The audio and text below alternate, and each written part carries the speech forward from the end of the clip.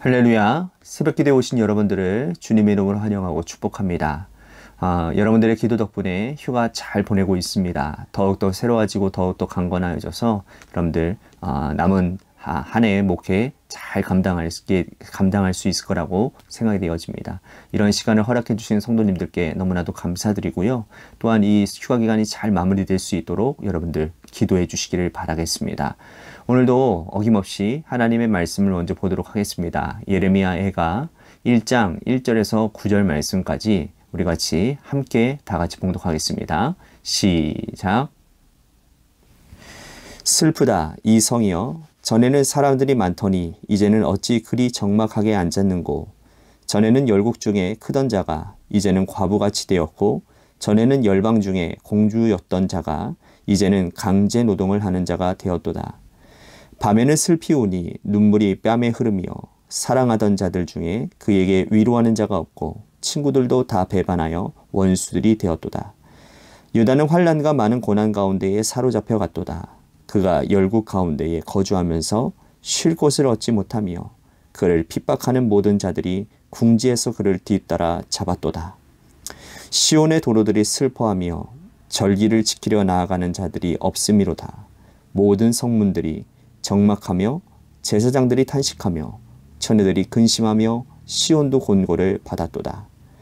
그의 대적들이 머리가 되고 그의 원수들이 형통함은 그의 죄가 많으므로 여호와께서 그를 곤고하게 하셨음이라.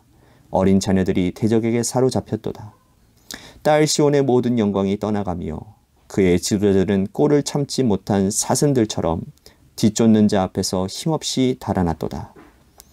예루살렘이 환난과 유리를 하는 고통을 당하는 날에 옛날의 모든 즐거움을 기억하였으며 그의 백성이 대적의 손에 넘겨졌으나 그를 돕는 자가 없었고 대적들은 그의 멸망을 비웃는도다.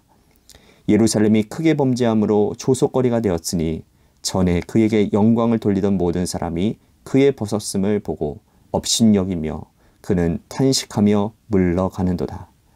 그의 더러운 것이 그의 옷깃에 묻어 있으나 그의 나중을 생각하지 아니하며 그러므로 놀랍도록 낮아져도 그를 위로할 자가 없도다. 여호와여, 원수가 스스로 큰 채하오니 나의 환난을 감찰하소서. 아멘. 희노애락의 감정을 표현하는 것은요, 지극히 자연스러운 일이지만 기록으로 남겨서 보존하는 것은 쉽지 않은 일입니다. 기쁘고 행복한 일은 사진으로도 남기거나 글로 기록할 수는 있지만 분노와 슬픔을 고스란히 글로 담아둔다는 건 쉽지 않습니다. 왜냐하면 너무 슬프고 화가 나면요, 생각이 사라지기 때문이에요. 그리고 생각을 정리할 여유도 없을 뿐더러 앉아서 조용히 자신을 돌아보고 글을 쓸 마음의 여유가 생기지 않습니다.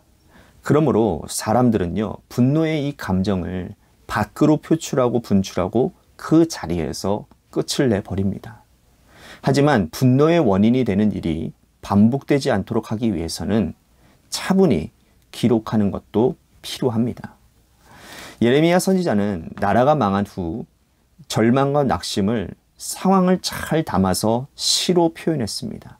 오늘 제가 봉독하는 게 좀 약간 시같이 느껴지셨나요? 약간 좀 봉독한 게 좀 다르게 좀 봉독을 했던 것 같은데 느껴지셨다면 감사하고요. 사실 이러한 상황에 시를 쓴다라는 것이 무슨 의미가 있을까 생각도 해봤습니다. 성벽이 불타고 성문이 부서지고 성전의 기명들이 다 바벨론으로 옮겨지고 성전이 불타는 그런 상황에서 앉아서 시를 쓰는 예레미야를 사람들은 아마 손가락을 쓸지도 모른다라는 생각을 해봅니다. 하지만 그가 이렇게 기록을 남겨두었기에 후세를 살아가는 우리는 똑같은 잘못된 일들을 반복하지 않을 교훈을 얻게 되는 것이죠. 예레미야 선지자는 유다 백성들을 지극히 사랑했고 또 하나님의 말씀에 충성을 다한 사람이었습니다. 그가 남긴 시를 보면 그가 얼마나 민족을 사랑했는지, 하나님의 말씀에 절대적으로 의존했는지를 우리는 알 수 있어요. 예레미야 애가는 5장으로 구성되어져 있습니다. 그 중에 1장과 2장, 4장과 5장은 21절까지 기록되어져 있어요. 자, 왜 이렇게 기록되어져 있을까요? 이게 좀 약간 좀 어떻게 볼까요? 기술적인 표현인데요. 히브리어 알파벳이 22자로 되어 있습니다. 그렇기 때문에 각 절의 첫 마디를요, 이 알파벳 순서대로 배열을 한 거예요. 3장은요, 66절로 구성되어져 있습니다. 히브리어 알파벳 한자를 3절씩 엮어서 총 66절로 구성을 한 거예요. 그가 이렇게 기록한 이유는 비록 나라는 망했지만 하나님의 말씀은 망하지 않고 영원히 우리와 함께 있음을 표현하기 위함이었다라는 것입니다. 그는 하나님의 말씀이 나라가 망한 후에도 유대 민족들의 가슴 속에 깊이 남아서 영원히 사라지지 않기를 염원하며 이렇게 글을 써 내려갔다라는 것이죠. 자, 이제 내용을 좀 보겠습니다. 1절 말씀해 보시면 아주 독특한 구조로 되어져 있습니다. 전에는, 이전에는 이라는 말이 3번씩 등장을 해요. 나라가 망하기 전에는 이러한 나라였는데 망한 후에 이런 나라가 되고 말았다라는 표현이에요. 하나님의 말씀으로 나라가 흥왕했던 시절을 그리워하며 망한 후에 절망적인 상황을 표현하고 있는 것입니다. 나라가 망한 이후에 겪는 감정들을 몇 가지 더 기록하고 있는데 2절에 보면 친구들이 다 배반해서 원수가 되었다라고 말을 하고 있습니다. 나라가 겪는 고통과 백성들이 겪는 고통을 중의적으로 표현하고 있는 거예요. 유다의 친구라고 생각했던 이웃 나라들이 등을 돌렸다라는 것이죠. 왜 그렇습니까? 바벨론을 두려워했기 때문이에요. 전에는 동맹을 맺고 유다의 생사고락을 같이 했던 열방들이, 다른 민족들이, 주변에 있는 민족들이 배반을 한 겁니다. 등을 돌리는 것은 백성들도 마찬가지였다라는 거예요.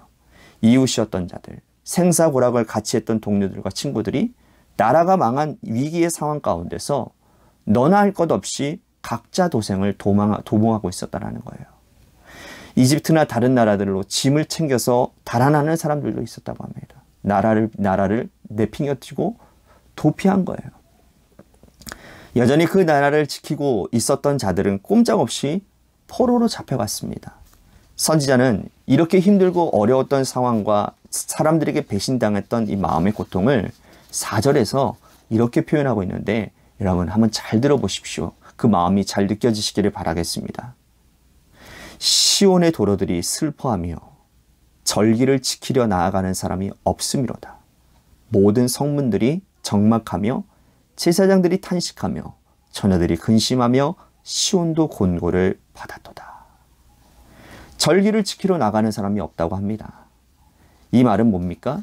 예루살렘 공동체 안에서 예배를 드리는 사람이 한 사람도 없었다는 뜻이에요. 왜 이렇게 되었습니까? 선지자는 이렇게 말을 합니다. 예루살렘이 범죄했기 때문이라는 거예요. 여기서 예루살렘이 의미하는 것은 예루살렘 성 안에 있던 성전과 왕궁을 얘기합니다. 성전이 범죄하고 왕궁이 범죄했어요. 성전에는 제사장들을 비롯한 종교 기득권 집단들이 살고 있었습니다. 종교가 타락하고 하나님을 섬겨야 됐던 종교 지도자들과 제사장과 선지자들이 거짓 증언을 일삼는 거예요. 하나님의 말씀을 받지도 못하고 깨닫지도 못했는데 이 성이 평안할 것이라고 말을 합니다. 기득권을 지키기 위한 거짓말만 내뱉을 뿐이라는 거죠. 백성들에게 하나님의 마음을 알리지 않고 하나님의 뜻을 전해야 될 사람들이 자기들의 평안들을 위해서, 자신들의 기득권을 지키기 위해서 백성들을 속이는 일들을 했다라는 겁니다. 그리고 하나님의 뜻을 전하려고 했던 예레미야를 죽이려고 했죠. 감옥에 가두고 말입니다. 왕궁에 사는 왕은 어땠습니까? 그들은 하나님을 섬기지 않고 신정 국가로서의 면모를 지키지 못했습니다. 이집트와 바벨론 중에 어디에 서야 되는지 자기들의 이익만을 계산하고 있었다는 거죠. 성전 지도자들과 왕궁의 지도자들이 타락의 길을 걸어감으로써 하나님은 이렇게 무참히 심판을 하신 것입니다. 지도자들의 미련함을 계속해서 설명하고 계시는 거죠. 9절 말씀 보십시오. 그의 더러운 것이 그의 옷깃에 묻어 있으나 그의 나중을 생각하지 아니하며 그러므로 놀랍도록 낮아져도 그를 위로할 자가 없도다. 여호와여, 원수가 스스로 큰 채 하오니 나의 환난을 감찰하소서. 종교 지도자들, 정치 지도자들의 죄가 옷깃에 묻었지만 그들은 나중을 생각하지 않았다라는 겁니다. 오히려 조금 더 돈을 모으고 조금 더 기득권을 지키려고 했다라는 거예요. 이것이 나라의 패망을 불러일으켰다라는 겁니다. 예레미야의 고백이 지금 이 나라의 현실과 비슷하다는 것을 저는 깨닫게 되어집니다.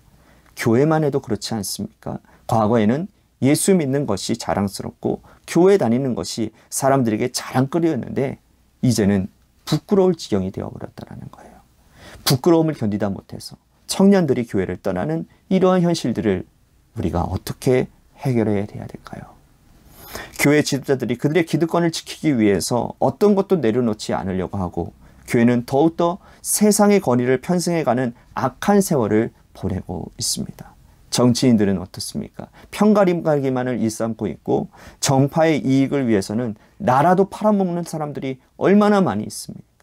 지금 그 상황은 이 옛날의 유다의 상황과 놀랍도록 동일하다라는 것이요. 이제는 우리는 조금의 희망이 남아있을 때에 예레미야 선지자가 주는 교훈을 붙잡고 살기 위해서 몸부림치고 기도해야 됩니다.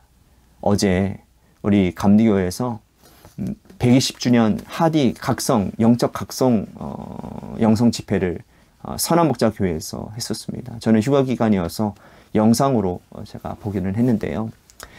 그러한 일들이 저는 단일적인 이벤트성으로 끝나지 않았으면 좋겠습니다. 어떠한 종교 지도자들의 어떠한 자기들의 이름을 내우기 위한 그러한 행사로 저는 끝나지 않기를 바랍니다. 이것이 계속해서 개 교회별로 회개운동으로 이어지는 그러한 촉진제 역할이 되어질 때에 한국교회, 특히나 우리 감리교회가 주님의 뜻 안에서 바로 설 수 있고 다시 부흥하는 계기가 되어지지 않을까 생각이 되어집니다. 그래서 저는 이번 이 영적대 각성운동이 정말 전 교회적으로도 회개의 물결로 옮겨져서 정말 모든 구성원들 한 사람 한 사람들이 자신들의 조그마한 죄까지도 하나님 앞에 다 고백하며 하나님 앞에 정결케 되어지는 그런 역사들이 일어나서 교회가 그런 일들이 일어나고 그래서 교회로부터 그 회개운동이 일어나서 사회적으로도 그 역사들이 정결케 되어지는 역사들이 일어나게 될 때에 예레미야의 그 간절한 바람으로 하나님께 울부짖으며 하나님의 말씀을 하나님의 뜻을 선포했던 그 놀라운 일들이 오늘 이 땅 가운데도 일어나지 않을까라는 생각을 해보게 됩니다. 오늘 말씀을 생각하면서 여러분들 우리 같이 기도했으면 좋겠습니다. 슬피 울며 애가를 지었던 이 예레미야의 애끓는 심정을 우리들이 가슴판에 새기고 나라와 교회를 위해서 우리 같이 기도하기를 간절히 소망하겠습니다. 하나님, 이 나라와 교회의 문제를 보시고 고치시고 회복시켜 주시옵소서. 우리 같이 나라와 교회와 우리 자신을 위해서 기도했으면 좋겠습니다. 또 한 가지 육신의 질병으로 고통당하시는 분들 많이 있습니다. 우리 그분들을 위해서 늘 기도하고 있습니다. 기도해 주시고요. 우리 고3 수험생인 한유진 학생을 위해서 기도해 주시고 또한 여러분들의 삶의 자리와 여러분들의 자녀들을 위해서 기도하시다가 이 시간 돌아가시기를 바라겠습니다. 우리 노래 끝날 때까지 함께 합심하여 기도하도록 하겠습니다. 기도하시겠습니다.